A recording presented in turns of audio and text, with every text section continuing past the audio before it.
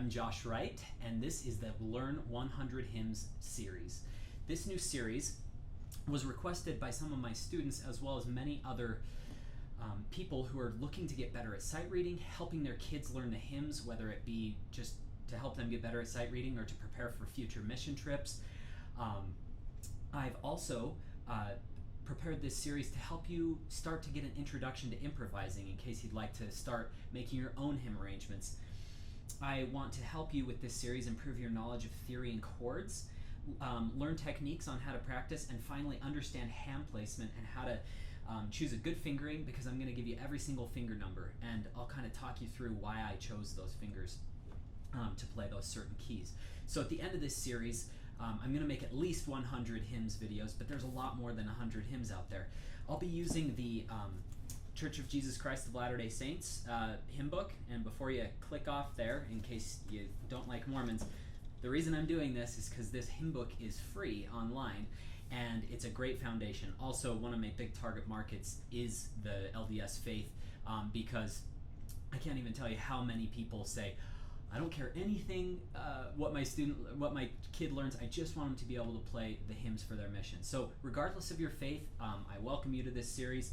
I want you to feel that you can send in requests for hymns that work well for you. Just a quick note, this series is going to deal only with public domain hymns. I can't do popular LDS hymns like I Believe in Christ or other things like that, because they are copyrighted. So anything written previous to 1926, and a lot of times at the bottom of the hymns it will say copyright. So if you'd like to request a certain hymn for an upcoming video, I'm happy to take those requests, because this project is just going to be continuous. I'm going to do my best to release 2 videos a week because I feel very passionate about this. I'm sorry I'm talking so much at the beginning of this, but this is the beginning of a brand new series, so I wanted to get all the information out there before we begin. This is not only for parents of future missionaries or people wanting to get better at sight reading, but this can also be a tool for teachers. I know for myself, one of the reasons I'm making this series is sometimes it's frustrating during a lesson to have to go through each finger number with the student if they're just starting out learning, or go through even helping them with the notes. Other things that I'll be doing is I'm going to take you through every single chord in the piece and help you analyze it. So it's going to help you with your theory. So today we're going to do a timeless hymn. It might be titled differently from in other faiths, but this is a very famous one. I think it's called Abide With Me in all hymn books, but I could be wrong. But very famous. Sorry.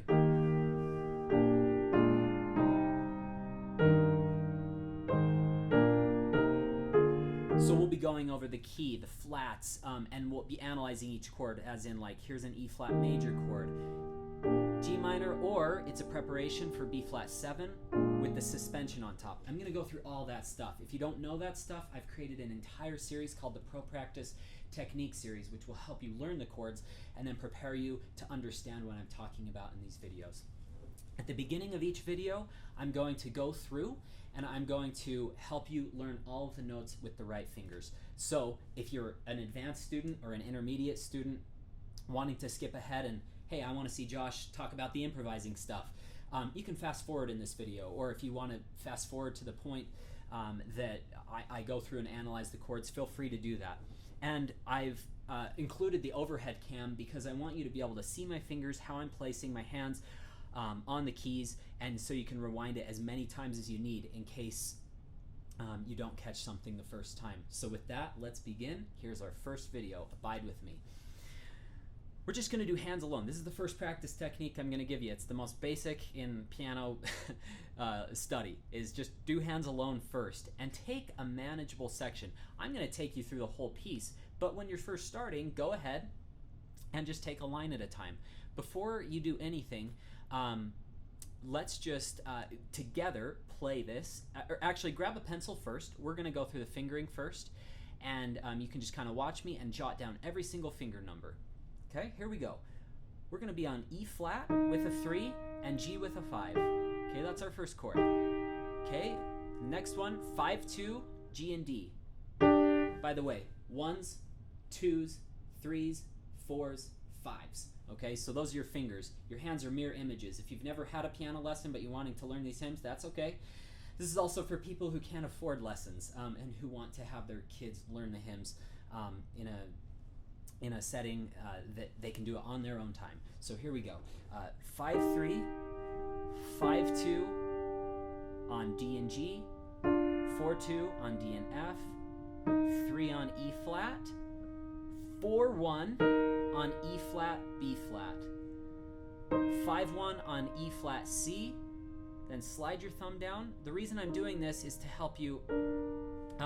I could give you a different fingering, 5-2-4-1 if you have a big hand, but so many people don't have big hands, so I wanted to make it more accessible to everybody. If you have big hands, go ahead and do 5-2-4-1. Otherwise, let's do 5-1, 4-1, 5-1. Okay, and here's your notes. C and E flat with 5-1, D and B flat with 4-1, 5-1 with B flat, E flat, 4-2 with F and A flat, 3-1 E flat and G flat. Okay, the next one, 2-1 E flat and G, then 3-1 on E flat and A flat, 4-1 on E flat, B flat, 5-1 on E flat, C, 4-1 on E flat, B flat, 3-1 on E flat and A flat, 2 on F, 3-1 on E flat and G, 4-1 on E flat and A natural, 5-1 on B flat, D. Really quick, let's take a little break and insert a little thought for right now. If you don't know these notes, this is a school for you to learn them quickly because I'm telling you every single note. So if you need to go through and write in every note, on the first few hymns, that's cool. Don't do that on every hymn. It'll be a crutch for you. Okay? There are countless tools out there to help you learn. I'm sure I've done a video on the staff before. I've done over 200 videos, so I don't remember all of them. But go through and learn those. But I'm helping you out here because I want you to be comfortable with these videos and feel like they're not over the top of your head. Okay, here we go. Picking up from where we just were. 5-3. Okay, this is the same thing as the first measure. Okay, on E flat and G. 5-2 on D and G. 4-2 on F and D. 3 on E flat. Okay, now this gets a little bit tricky. If you look down, we're going to do this right now because you need to know it for the future. If you look down, the hymns are written for soprano, alto, tenor, bass. So sometimes they don't fit in a pianist's hand. I have one of the biggest hands of pianists I've come across. All my teachers are like, oh, I'm so jealous. Your hands are so big. You can reach really big. So I can reach an 11th there. But there's no way I could reach G to E flat. Okay? I don't even know if Rachmaninoff could do that. And he had like some of the biggest hands in history. Okay? For pianists. So what we're going to do is, because that tenor line is so high and the bass line is so low, we're going to divide it and put the two notes from the tenor line right there, the E flat and the D, in the right hand. So, hey, this is convenient. The alto and the tenor first start off with E flat. So you're good there. It's just going to be two notes to start with, E flat and B flat, okay? And then you're going to connect the D with your thumb, okay? The next one is going to be C, and you're going to keep dividing because most people can't reach a tenth. I can barely reach that tenth. That's an awkward tenth for me. Okay, so I'm just going to put that C from the tenor line. By the way, in case you don't know what I'm talking about, the lowest line, most hymns are 4 parts, like 4 notes per chord. The bottom line is bass. The next line up is tenor. Those are both usually in bass clef. And then alto and soprano. Those are in your treble clef, or the top. A group of lines of the top staff. Bottom staff is called bass clef, and bass, tenor, alto, soprano. Okay, so tenor line has the C, and then the alto and soprano C, E flat, B flat with 5-2-1, and then 4-2-1. And then since we're here, I know you can reach that octave, but hey, we're hanging out on C anyway, so we might as well do that next chord. 4-2-1 on C, E natural, A flat. Okay, then just go back up to just your alto and soprano with a 3-1 on E and G. And then 2 on F.